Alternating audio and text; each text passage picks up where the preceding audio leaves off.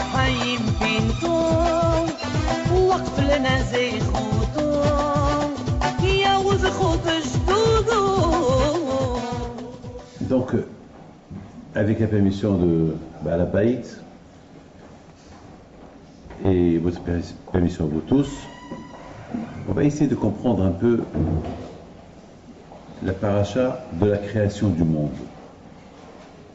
Et donc, on va essayer de comprendre un peu la suite, la destruction du monde.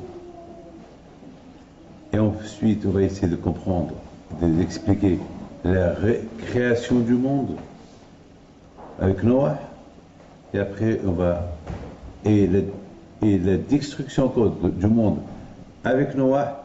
Et la troisième fois, c'est la reconstruction du monde avec Abraham. Et depuis, c'est resté stable jusqu'à maintenant. C'est la folie, hein? Adam, il y a eu la création du monde avec Adam. Le monde a été détruit. Et après, il y a eu encore le monde a été reconstruit avec Noah. Et après, il y a eu la tour de Babel. Et vous connaissez toute l'histoire de la tour de Babel. Et les gens qui ont voulu faire la guerre contre Dieu. Et c'était la destruction totale. Et après, le monde qui se reconstruit avec Abraham et qui est resté jusqu'à maintenant. Alors pourquoi? Jusqu'à maintenant. Alors on peut dire une chose. Avec le monde qui a été construit entre Adam, vous direz qu'il n'y avait pas de but. Il n'y avait pas de but. Ça veut dire que les gens, ils mangent, ils travaillent, ils dorment, et après, ils font n'importe quoi. Il n'y a pas de but. Je m'excuse de vous le dire. Le travail, c'est un but. Oui. Mais à un moment donné, il faut savoir que c'est pas ça le vrai but. Parce que le but, c'est déjà, le but, c'est de gagner, vivre, et après faire autre chose. Travailler, travailler, travailler toute une vie, tu ne peux même pas en profiter de ta vie. Moi, je connais des gens ils n'ont même pas le temps de manger. Alors, c'est quoi le but alors? Et je connais quelqu'un, Leicester, il a tellement été avare dans sa vie, il a tellement fait d'argent, tellement été avare, chaque fois qu'il a fait une affaire, il a tout perdu. Il n'a plus rien. Un monsieur que je connais très bien. Et je lui ai dit, rappelle-toi monsieur, combien de fois je t'ai supplié, profite un peu de la vie. Tu n'as même pas profité de la vie. Vous savez, jusqu'à Abraham Avinu qu'il a trouvé un but. Le but qu'Abraham Avinu a donné au monde, si on peut manger, on peut dormir, on peut vivre, on peut faire ce qu'on veut, mais aussi, il y a Dieu au milieu. Lorsque vous avez l'aïmouna, quand je vois au cours, l'aïmouna, elle vous donne un but. Regardez, on appelle Abraham à Ivry. Abraham, c'est quoi Ivry? Eh bien, Ivry, c'est, ils disent, Ivry, c'est du verbe de côté. Comme Me'ever. Abraham Me'ever, les cannes, Vekol Aola Me'ever Hashini. Abraham était d'un côté et tout le monde était de l'autre côté. Et personne n'a voulu comprendre à venir vers le côté d'Abraham. Donc, ça a pris du temps à Abraham Avinu pour donner aux gens que vivre de la façon qu'ils vivent, ça n'a pas de but. Manger comme un animal, travailler et vivre comme un animal, et après tu crèves, tu meurs, c'est quoi le but? Il n'y a pas de but. Un but, vous savez, Noam Israël. Regardez la différence entre quelqu'un qui se lève le matin, il va directement travailler, et entre quelqu'un qui se réveille, il va prier, et après il va travailler. Et tu vas voir le sourire sur son visage, déjà après la prière. Si ça va bien, eh ben, il va être heureux. Si ça ne va pas bien, il va dire, bon, demain matin, je vais prier encore mieux. Il y a toujours un but. Et c'est ça, Abraham Avinu. C'est la raison que, à l'époque d'Adam, il n'y avait pas de but, donc ils ont plongé dans le Maboul. L'époque de Noah, ils n'avaient pas de but, ils ont plongé dans le Maboul, ils étaient dispersés dans le monde entier. L'époque d'Abraham Avinu, c'était une construction qu'elle dure et qu'elle continue à durer jusqu'à maintenant. Hein? Jusqu'à maintenant. Pourquoi? Parce qu'Abraham, il a donné un but. C'est quoi le but qu'il a donné à Abraham? Il faut faire du hesed, faire du bien, croire en Dieu, remercier Dieu. Et puis, une fois j'étais à l'hôpital, dans un hôpital, il y avait un mourant. Et toute la famille était là, autour de lui, en train de prier. Bon, alors je suis arrivé, bon, on dirait que il voulait me dire, bon, c'est trop tard. Bon, ça veut dire que, en général, les gens sont contents de me voir arriver à l'hôpital, mais là, ils ont compris que c'est trop tard. Bon, bon merci d'être venu, mais tu peux rien faire pour nous. C'est fini. Bon, moi, je suis rentré, j'ai commencé à lire un peu Tehillim, et j'ai fait le bracha, et à un moment donné, j'étais souriant, j'ai dit, ben, est Hachem, Hachem, il envoie chez les mains, et qui se réveille, et je souriais un peu, j'étais décontracté. La fille, elle me regarde, elle me dit, je suis un peu jalouse de vous. Je voudrais bien être souriant comme vous. Nous, pour nous, il n'y a pas d'espoir, et vous vivez de l'espoir, et on dirait que pour vous, il y a encore quelque chose qui va arriver. Je la regarde, je lui dis, madame, il y a le proverbe qui dit, tant qu'il y a la vie, il y a l'espoir. Et c'est un proverbe qui est vrai. J'en connais des milliers d'histoires comme ça. Pour moi, il y a toujours l'espoir. Il y a Dieu, je crois en Dieu. Si Hasbi Shalom, je ne croyais pas, comme vous, donc il n'y a pas d'espoir, mon chagrin a été double et pire. Mais moi qui est croyant, je n'ai pas de chagrin. Parce que tant qu'il n'est pas mort, je n'ai pas de chagrin. Au moment de la mort de la personne, là, ça serait autrement. Pour le moment, non. Et c'est comme ça que j'ai terminé avec elle, je suis parti. Quelques temps plus tard, on a entendu que ce monsieur-là, grâce à Dieu, il est resté encore vivant 3-4 ans. Et je l'ai revu encore. Après, j'ai vu sa fille. J'ai dit, tu as vu ma fille? Tant qu'il y a la vie, il y a l'espoir. Donc, Abraham Abino, il a donné l'espoir au monde. Et c'est ça. Et c'est la raison pourquoi, jusqu'à maintenant, Baruch Hashem, il y a Abraham Abino, avec l'émouna qu'il a ancré dans le cœur de chacun de nous. Donc, aujourd'hui, on ne parle pas de Adam, de sa génération. On ne parle pas de Noah, de sa génération. Par contre, on parle d'Abraham et de ses générations jusqu'à maintenant. Pourquoi? Parce qu'Abraham, il a donné le but. D'ailleurs, vous savez que dans la Torah, on critique Noah. On critique Noah, pourquoi? Parce que Noah, il n'a pas fait assez pour sa génération. Alors moi, je me suis posé une question. Qu'est-ce qu'il peut faire de plus? Voilà, il est en train de construire la Théba qu'après quelques centaines d'années. Et il dit à tout le monde, la fin va bientôt venir. Ah ben, il ne peut pas faire plus que ça. Ah ben oui, il aurait pu faire plus que ça. Ça veut dire, c'est pas que parler de la destruction. Il fallait qu'il parle de la construction. Ça veut dire faire du hesed, enseigner, je ne sais pas, des choses. C'est vrai, je suis en train de construire. Celui qui passe, qu'est-ce que tu fais? Ah ben, le déluge va venir. Celui qui t'entend parler comme ça, il va commencer à rigoler de lui. C'est pas, on ne construit pas. Je ne peux pas construire. Si je vois quelqu'un malade, je vais dire tu vas crever. Si je ne fais pas ces choses-là. Alors là, il va se sauver à 10 000 km de moi. Il faut savoir comment approcher les gens. Abraham Abino, alav shalom, il a su comment approcher les gens. Et parce qu'Abraham, il a su comment approcher les gens avec du manger, avec l'accueil, avec vous savez, avant-hier, j'étais quelque part à Simchator, je ne peux pas vous dire où, et pendant quelques jours, je donnais des cours de Torah, il y a un qui vient chez moi et me dit, ben, vous m'avez donné le goût à la religion. Je lui dis pourquoi? Ben, je ne sais pas. Vous êtes Rabbi David, moi je suis tel et tel, mais je vois que pendant ces jours-là, chaque fois tu me caresses, chaque fois tu me fais avec de grands sourires, alors que vous ne me connaissez pas. Je dis, ben, c'est comme ça qu'il faut l'être. Je ne vous connais pas, mais c'est la façon pour vous rapprocher vers Dieu. Pour que vous sachiez que la religion, c'est pas être dans une prison. La religion, c'est être heureux. Et c'est pour ça, Abraham Abinu alav shalom, c'est écrit, Vaïta Eshel. Il a planté un arbre, Eshel. Alors, Haramim lui dit, c'est quoi Eshel? Alors, Eshel, c'est les initiales de Achila, Shtiya, Lena, ou Levaya. Ça veut dire manger, boire et dormir, et après, il va les accompagner. Parce que c'est très important, parce que tu accueilles quelqu'un, après tu l'accompagnes à la porte. C'est pas Toi, tu restes à la table, lui, il se lève comme un chien, il quitte ta maison. Il ne va plus retourner chez toi. Ça veut dire, c'était ça la façon qu'Abraham Avinu, il a donné l'amour de Dieu au cœur des gens. Chose qui n'a pas été faite par Noah et pas par Abraham.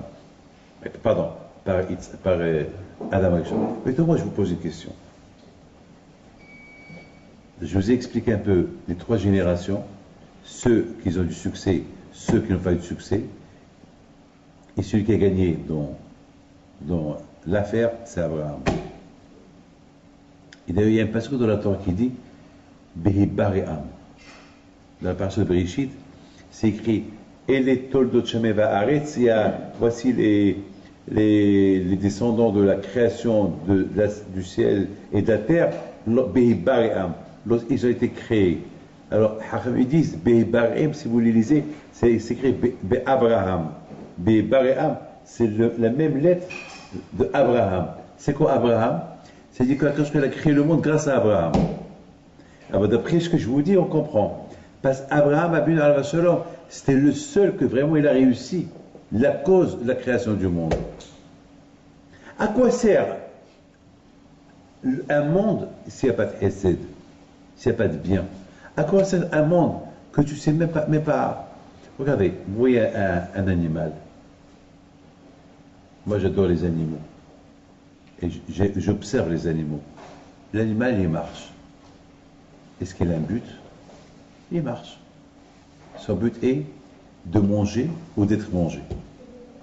Il va tout faire pour ne pas être mangé, mais il va chercher à manger. Et s'il a vraiment mangé, et si vraiment il a faim, il va prendre des risques pour aller chercher quoi manger. Et il sait que là-bas, il y a des lions, à la jungle, au Sahara, mais il a faim, il a soif, et que là-bas il y a de l'eau à manger, et à manger. Ben, il va prendre un grand risque, il va aller là-bas.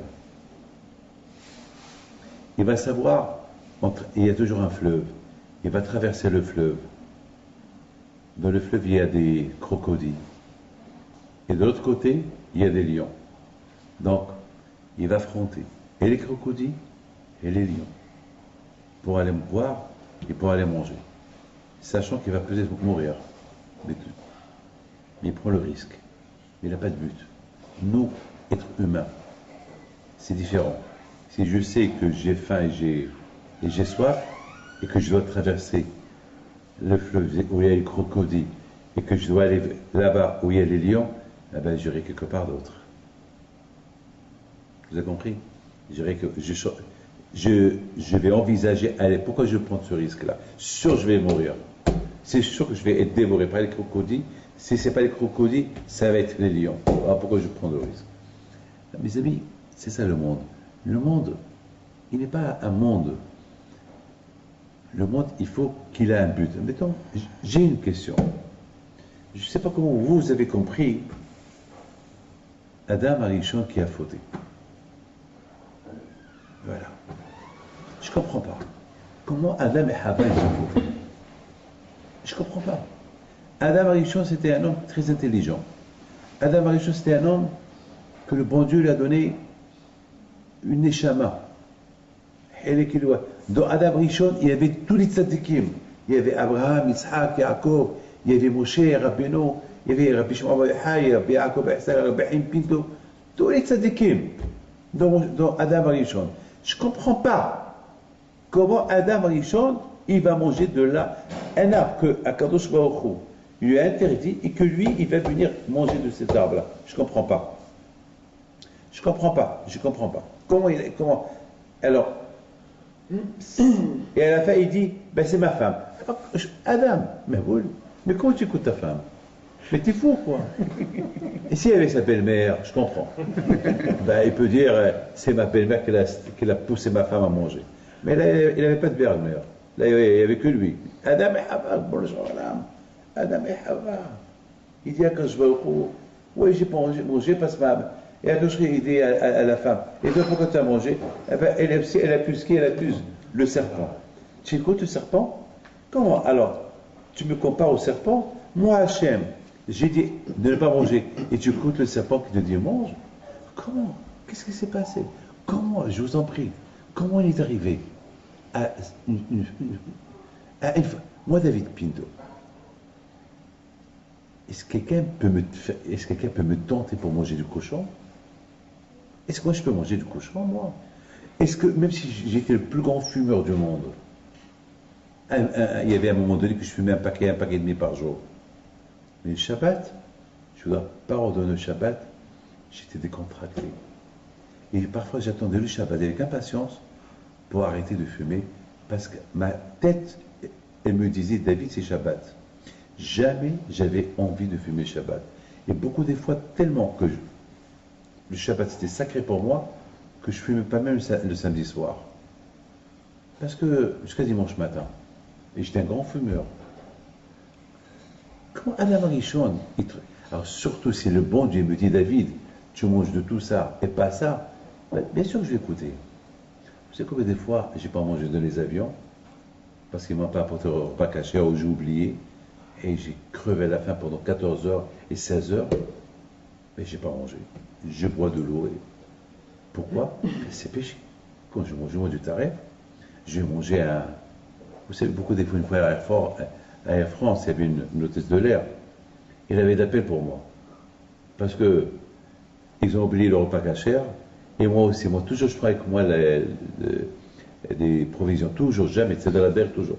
Et ce jour là-bas, malheureusement, j'ai oublié le sac à la maison. Donc, c'est à l'aéroport que je me suis rappelé. Et voilà. Et dans la vieille web. Et l'hôtesse de l'air, elle avait de la peine. Chaque fois, elle fait un tour. Je vous propose des fruits, du poisson. Elle m'apporte tout ce qui n'est pas caché, du fromage. Et chaque fois, je répète, non. Du pain alors. Du beurre. Non. Alors, mais le beurre, mais il est cachère. Je dis, non, madame, je ne peux pas. Et chaque fois, il fait demi-tour. Ça va, vous avez faim? Non, j'ai pas faim. Oui, j'ai faim, mais je peux pas dire j'ai pas faim, j'ai faim. J'avais faim. Mais l'interdiction de la Torah, il est plus fort que d'avoir faim. Donc c'est pas possible. C'est comme par exemple, vous pouvez imaginer que je vais voler quelqu'un pour donner l'argent à la tzedaka. Ouais, je fais mitzvah. Non, mais ça s'appelle tu as volé. Je peux pas. Il y a des choses que je peux pas faire. Comment Adam Rishon l'a fait?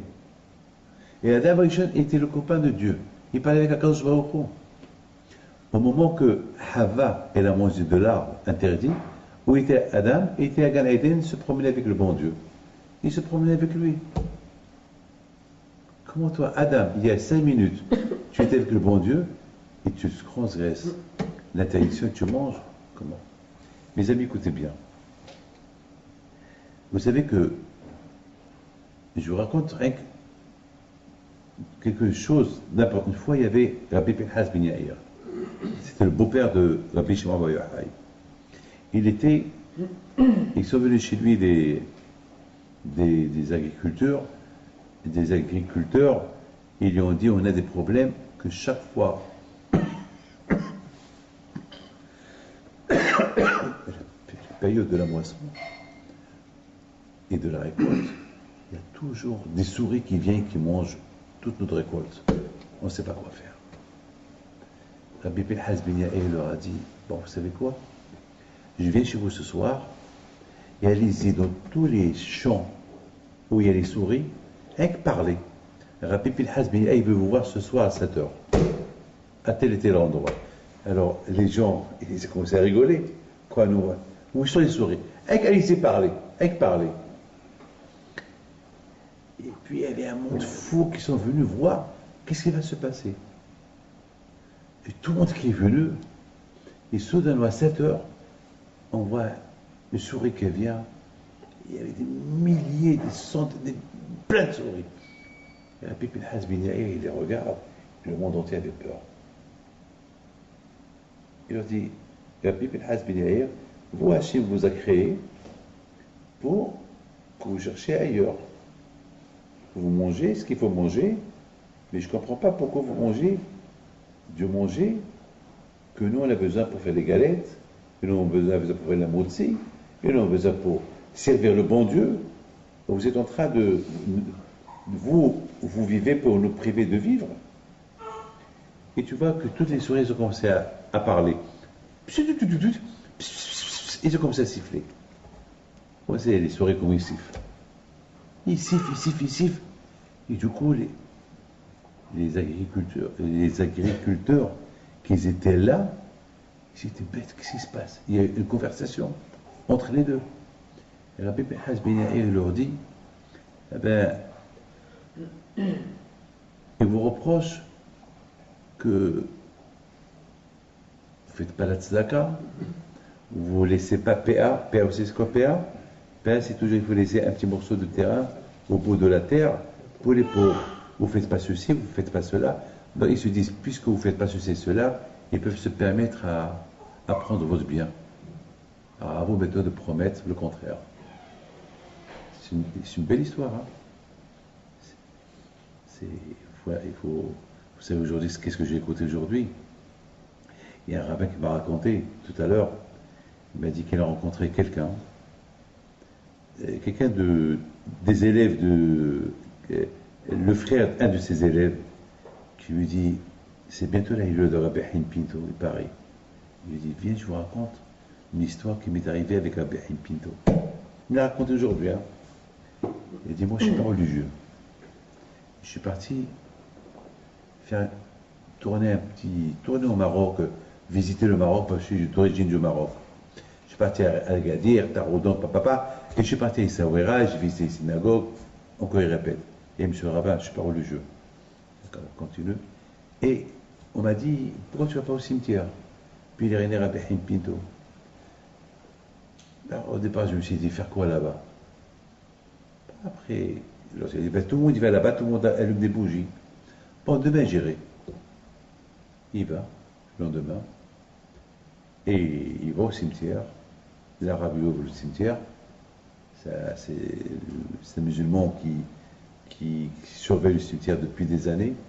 Il a depuis son grand-père, c'est l'héritage de père en fils. Mettons, vous avez vu les enfants, mais avant c'était le père, et avant c'était le grand-père. Et il m'ouvre le cimetière, et j'allume la bougie, et la bougie elle s'éteint. Je rallume la bougie elle s'éteint. Mais pourtant, la bougie, je l'allume à l'intérieur du four. Parce qu'au cimetière, il y avait le four, on allume les bougies. Il n'y avait pas de vent, il y avait le soleil. Il n'y a pas de raison pourquoi. Alors, l'allumette que j'allume, elle reste allumée. Et lorsque j'allume la bougie elle s'éteint.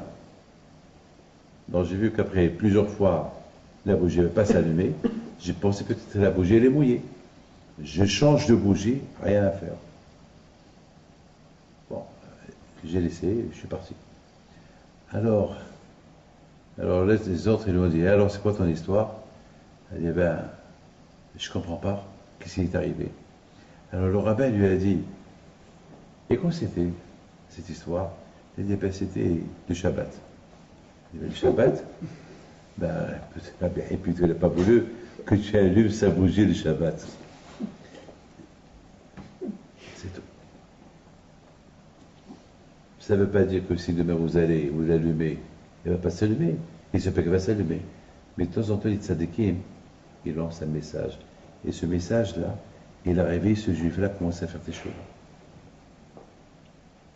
Les tzadikim.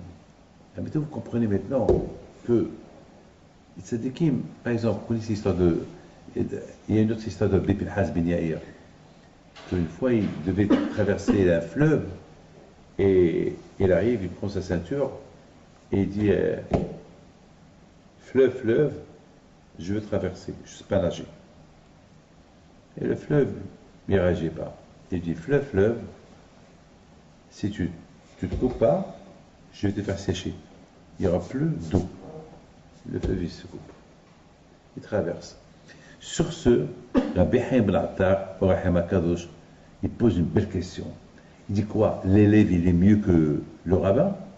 Moshe Rabbeinu, lorsqu'il devait faire traverser les Juifs dans la mer, il a tout fait à Kashro. Il lui a dit, lève le bâton vers la mer et la mer va se couper. C'est ce que Moshe Rabbeinu il a fait. Et la mer ne s'est pas coupée. Il a fallu que Hachem il a apparu à la mer pour que la mer se coupe.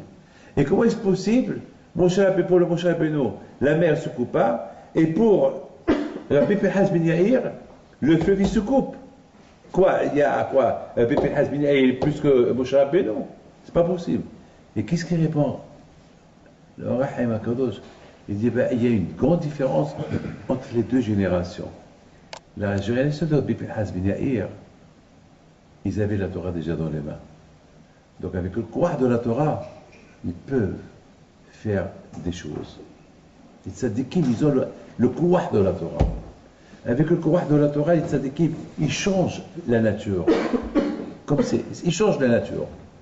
Mais à l'époque de Moshe Rabbeinu, ils venaient de quitter l'Égypte, ils n'ont pas encore reçu la Torah. Donc le fait qu'ils n'ont pas reçu la Torah, la nature n'était pas prête à se couper pour eux. Il a fallu que Hachem va apparaître à la mer pour dire à la mer, tu sais que même qu'ils n'ont pas encore reçu la Torah, mais ils vont traverser la mer pour aller la recevoir. Donc, parce qu'ils vont aller pour la recevoir, tu te coupes. Vous voyez le courage de la Torah. J'espère que vous connaissez l'histoire de Bishua Bassis. Il y a des Tunisiens ici ou pas? Je suis Vous êtes Tunisien? Il y a encore d'autres Tunisiens? Ah ben voilà, 2, 3, c'est tout? Dans les années Lyon, il était tunisien. Alors, hein? Il y a un grand sadique qui s'appelle Bishua Bassis. B6. Très connu. Un grand sadique. À son époque, il y a eu un grand miracle sur ce sadique-là. C'est un miracle terrible. Qu'à l'époque, pour faire une souka, il fallait des roseaux. Comme au Maroc, on faisait la souka avec les roseaux. Donc les Tunisiens, ils vendaient des roseaux. Et un jour, ils ont décidé à Soukot, une année, ils ont décidé de tripler les roseaux par pièce. Ah oui. Alors là, il y avait un grand problème. Les Juifs et les pauvres ne peuvent pas se permettre d'acheter chaque roseau. Alors quoi? Ça va leur coûter quoi? 1000 euros à la souka. Ils étaient pauvres, les jeunes sacs. Ils n'étaient pas riches, les gens. Donc personne n'a voulu acheter. Ils sont partis chez Bishua Bessis. Il leur a dit, je vous interdis d'acheter les roseaux chez les Tunisiens. Non. Bon, et la souka, ne vous inquiétez pas. La souka, on la fera. On la fera au prix qu'il nous coûte chaque année. La veille de la fête, personne n'a acheté les roseaux. Et les Tunisiens sont toujours là, avec les roseaux. Ils savent que la dernière minute, ils vont être obligés de venir cracher le prix. Lorsqu'Abusha Abessis, il voit qu'ils donnaient tête, ils vont marcher, il les regarde. Combien ça coûte? Hazan, rabbin, ça coûte tant. Mais vous avez triplé, doublé le... Ouais, ben c'est ça. Très bien. Très bien. Et soudainement, je ne sais pas ce qu'il a dit que ça bouge, et tous les roseaux, avec leurs propriétaires, ils ont commencé un peu à s'envoler. C'est un miracle. Même les Tunisiens racontent ce miracle à Tunis. Eux-mêmes, ils le racontent. Ceux qui ont raconté ça, leurs enfants, leurs descendants, c'est à un moment donné, il y avait là-bas le pacha qui passe, le qaïd, comment on appelle ça? Le bey là-bas de la vie. Qu'est-ce qui se passe? Ils voient. Ils ont compris que c'est Bishua Bessis. Parce que les Tunisiens le respectaient. Il va vers lui, rabbin, qu'est-ce qui se passe? Il lui a raconté. Je t'en prie, rabbin, je vais les punir. Fais-les descendre. Parce que de là-haut, j'ai crié, prenez les roseaux gratuitement, lâchez-nous, qu'on descende. Ils avaient peur qu'ils, s'ils tombent, ils vont mourir. Ils étaient à une hauteur de 10, 15, 20 mètres. Je suis abaissé, il s'est dit, pour vous, monsieur le B, ils vont descendre. Il a commencé à dire quelques mots, et voilà, les roseaux commençaient à descendre. Et le B, il a dit au rabbin, je t'en prie qu'il descende doucement, pour ne pas qu'il s'écrase. C'est tzadikim. Les tzadikim, ils changent la nature. C'est une histoire vraie. Il y a une fois, le rabbin de la synagogue des Tunisiens, il a raconté à Soukot cette histoire. C'est une histoire super. C'est une histoire. Tout le temps, je la raconte. Les tzadikim, ils ont le pouvoir de changer la nature avec le courage de la Torah. Gabéhem Taïblomet. Il y a des milliers d'histoires. Il y avait une de ces petites filles qui vient chez moi. Elle me dit, je suis la petite fille de telle. Je lui dis, mais je vois que tu n'es pas religieuse. Comment? Tu es la petite fille du tzaddik. Il faut aller lui pèleriner. C'est ton grand-père. Et je commençais à lui raconter des histoires sur lui. Elle vient chez moi quelques temps plus tard. Elle me dit, Rabbi David, je suis affolé. Elle, je l'ai raconté déjà, non? Ouais, là. Elle me dit, je suis affolé. Je dis quoi? Elle me dit, je vous ai écouté.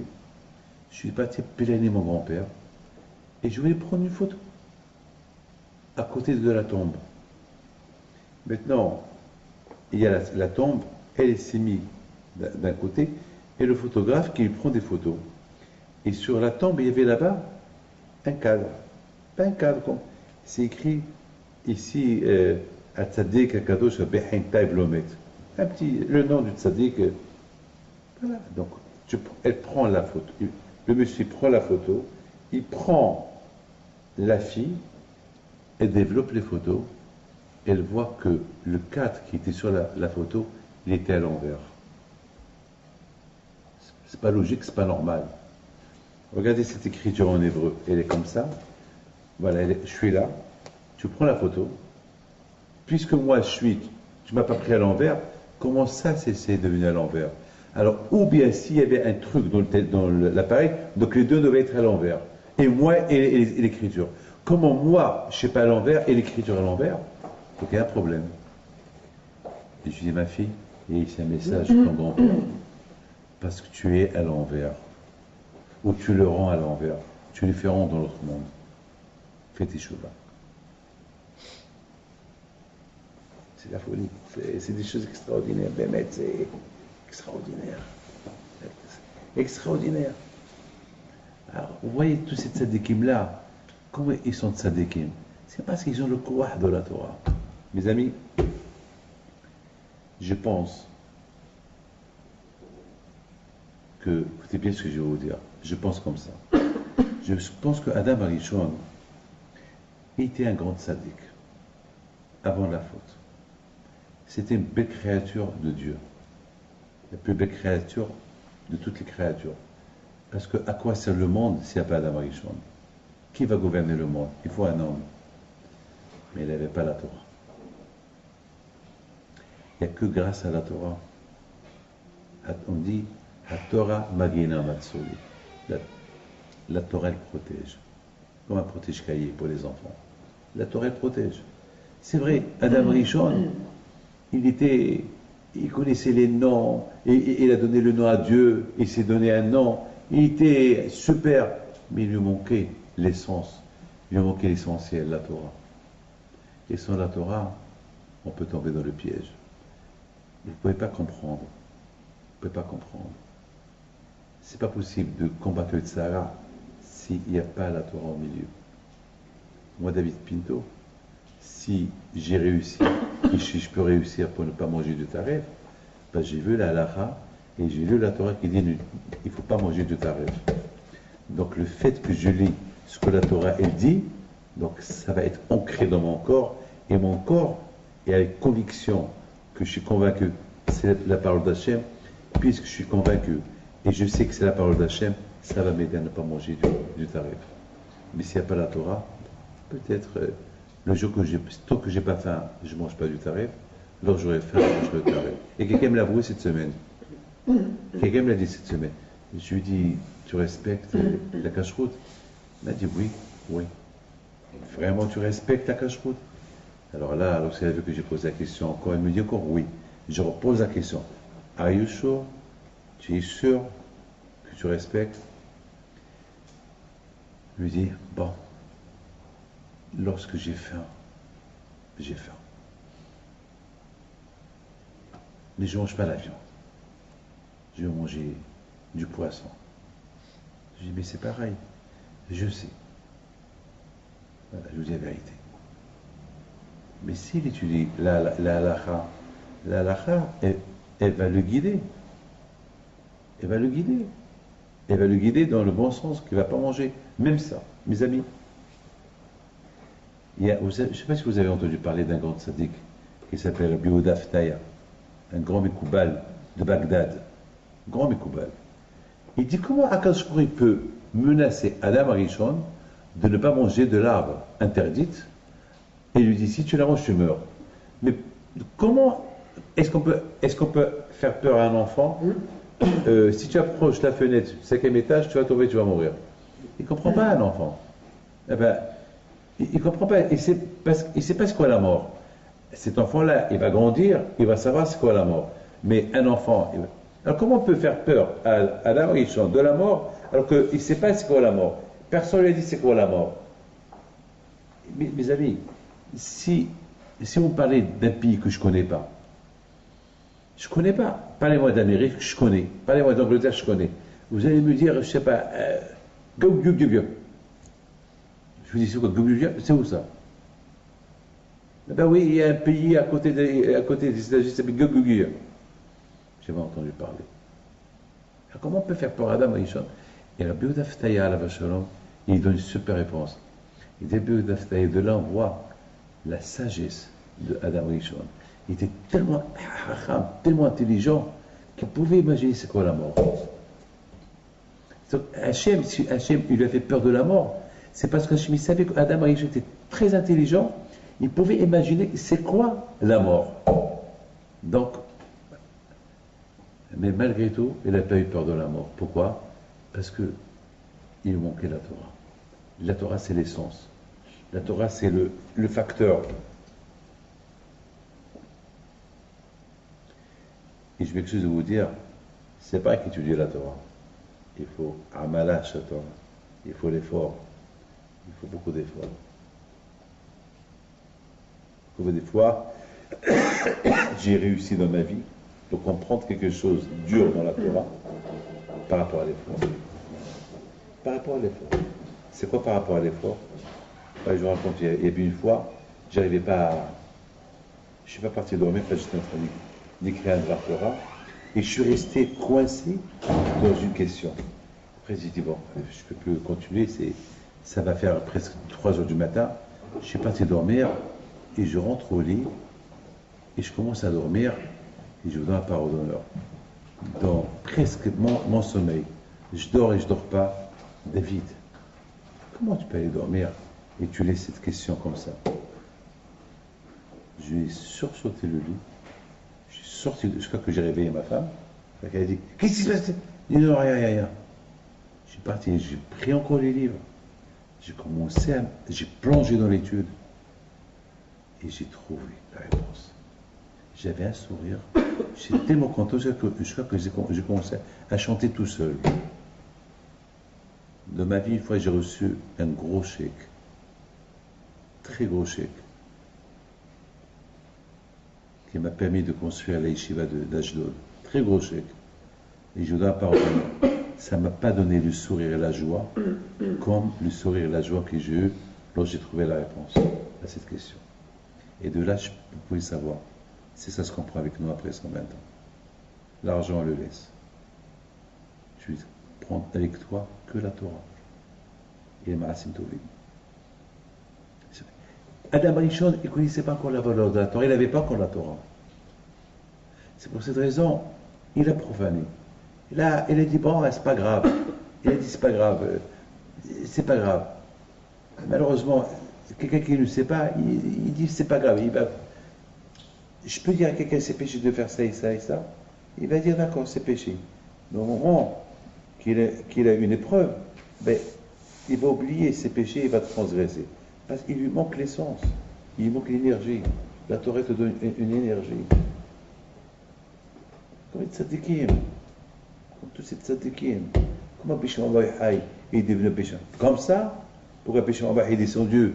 Il a Bisham Abaye comme ça du ciel? Non. Il s'est donné. Il s'est donné pour être riche. On se donne. Il y a la ruse pour être riche dans le commerce. Pour être médecin, il faut étudier. Et bien pour être un bon juif, il faut étudier. On veut des licences. Je veux être médecin, je veux être avocat, je veux être dans la bourse. Il faut étudier, il faut faire des études. Pour être juif aussi, il faut faire des études. C'est tout, hein. Il faut faire des études. Pour être juif, il faut faire des études. Ou bien comme quelqu'un, vous savez, aujourd'hui, on achète des faux certificats de médecins. C'est un faux certificat. Il y a une fois quelqu'un qui m'a eu, hein. Dans ma vie, il y a une seule personne qui m'a eu une fois. Une seule personne m'a eu. Je suis parti pour acheter un cadeau. Ça s'est passé quelque part dans le monde, je ne veux pas dire le nom du pays, pour ne pas parler du mal de ce pays. Et voilà, je vois un monsieur, il vient avec une belle boîte, très belle boîte. Il y avait un bois de 36, il y avait des draps, disons à 20 francs. 20 francs. Je vois des 36. Elle était lourde, hein. Il me dit, vous voulez acheter un cadeau pour la maison? Ben, je dis, ben, un cadeau comme ça, ben, pour ma mère, à l'époque, je n'étais pas encore marié. Ah ben oui, c'est un beau cadeau. Je l'achète, je vais à la maison, c'était plein avec des pierres. Il n'y avait qu'un tissu de surface, mais à l'intérieur, il n'y avait rien du tout. Il m'a eu celui-là. Il m'a vendu une boîte vide, une boîte pleine de cartons, plein de papier, plein. La marque était lourde. Moi, je croyais quoi? Je croyais qu'il y avait là-bas les nappes et. Parce que lui crie, qui veut des nappes, qui veut des. Il m'a eu. Donc, il ne faut pas qu'on se fait. Être juif, c'est pas avec le nom. Il ne faut pas qu'on se trafique nous-mêmes. Être juif, il y a la halakha. Et ce qu'on appelle l'identité. J'ai un passeport. J'ai un passeport. Alors, voilà, j'ai un passeport.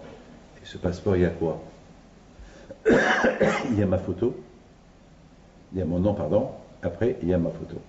Lorsqu'on passe la douane, il voit la photo. Pinto, David? Oui. Ou bien en Amérique, on te dit your name? Pinto. David. Ben, il faut le nom. Pourquoi pas que la photo? Pourquoi le nom? Pourquoi pas que le nom sans la photo? Parce que s'il n'y a que la photo, ça ne veut pas dire que tu peux être un bandit, si on ne sait pas. Pour qu'on sait qui tu es, il faut et la photo et le nom. Alors, je suis juif. C'est la photo. Voilà, vous avez une belle photo ici, une barbe blanche. Voilà, il y a mon chapeau, il y a mes lunettes. C'est la photo. Mais le nom, juif. Voilà, là. Ça marche comme ça. Vous savez, lorsque vous quittez un pays, on vous donne un questionnaire, oui ou pas? Ton nom, papa, est-ce que tu as de la drogue, est-ce que tu as visité une ferme, est-ce que tu, je sais pas moi, où tu étais, et après ton adresse, combien de jours tu restes en France, en Angleterre, en Amérique. Après 120 ans, c'est pareil. On te donne un questionnaire. Ton nom et ta relation. Et je fais Shabbat, je fais ceci, je fais cela. Et à toi de répondre. Oui, non. C'est la question qu'on pose. Et je fais du bon business. Et je fais du business avec honnêteté. C'est ces questions qu'on vous pose. Eh ben, tout ça, il n'avait pas Adam Arishon. Justement, la Torah, elle a voulu nous enseigner que le n'est pas Torah. On peut être l'homme le plus saint des saints. Sans Torah, on peut tomber. Et la meilleure épreuve, c'est Adam, c'est Moshe Rabbeinu et Rabbi Pinhas Ben Yair. Que Moshe Rabbeinu alayhi shalom, parce qu'il n'avait pas la Torah, il n'a pas reçu la Torah, la mère n'a pas voulu se couper pour lui. Il a fallu que Hachem, il va apparaître lui-même. Alors, je me suis posé une question, mais pourquoi Kachro il a rendu Adam, Moshe Rabbeinu un peu ridicule? Oui ou pas? Pourquoi Kachro il n'a pas dit à Moshe Rabbeinu, bon Moshe, tu sais que la mère ne va pas se couper pour toi. Bon, c'est vrai, j'ai fait une condition avec la mère de se couper, mais étant donné que toi, tu n'as pas reçu la Torah, elle ne va pas se couper pour toi. Alors il faut que je vienne. Pourquoi Hachem l'a fait? Alors, Hachem, Moshe Rabbeinu dit, il va dire à Moshe Rabbeinu, alors fais-le toi-même, Hachem, ne le fais pas honte devant tout le peuple d'Israël. Eh bien justement, Hachem, il a voulu montrer à tout le peuple d'Israël, et Moshe inclus. Tu vois Moshe?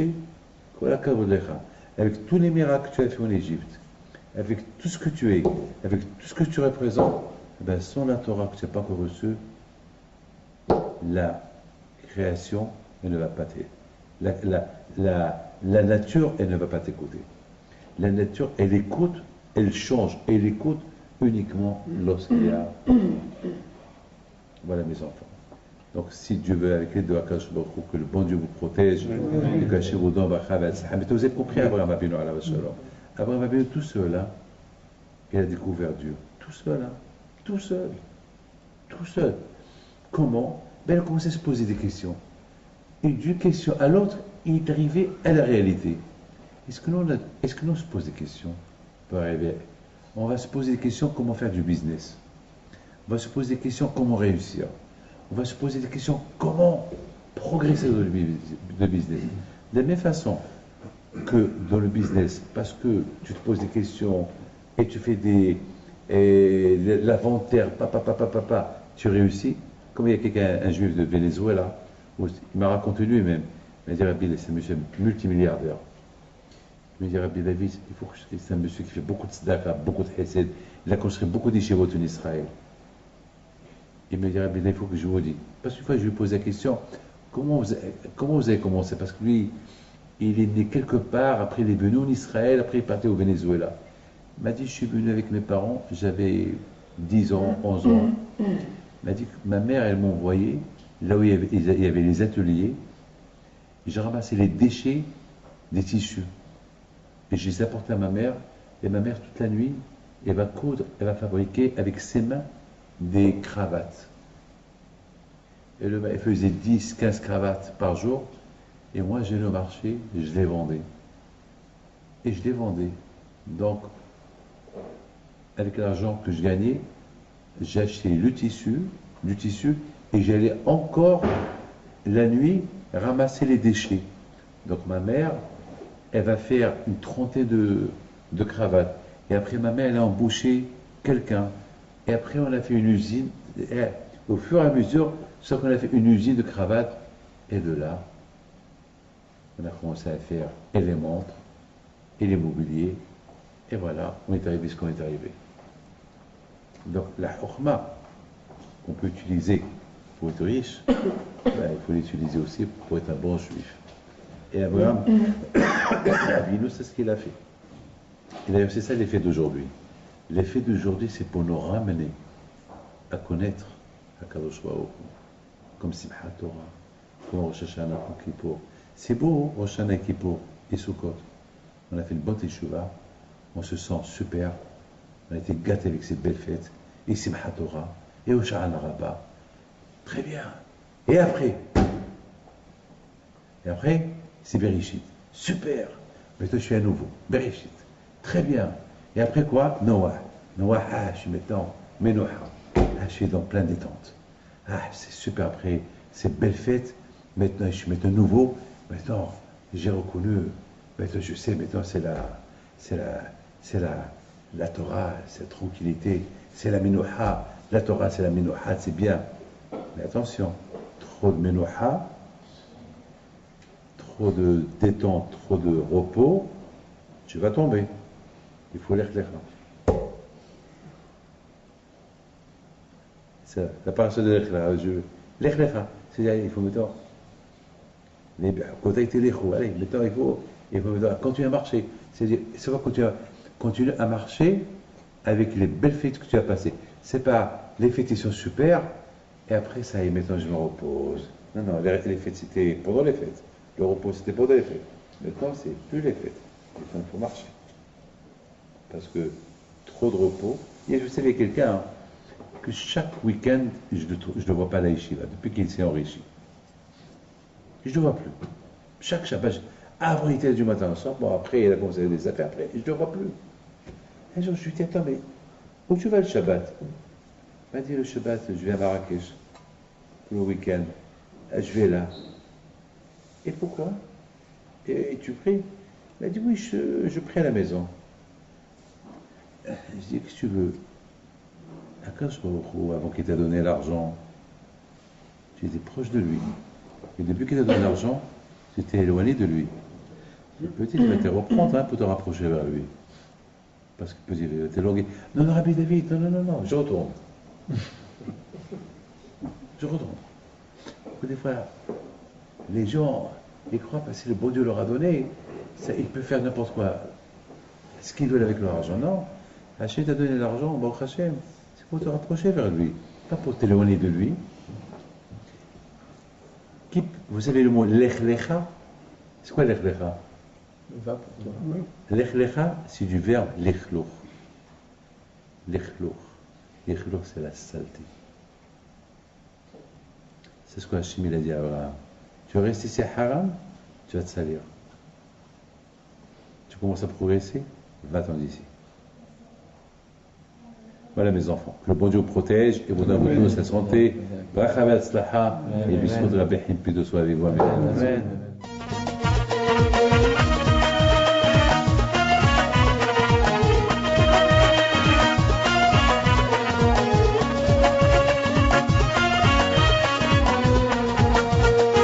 نضوي انا صغرتو على ربي حيم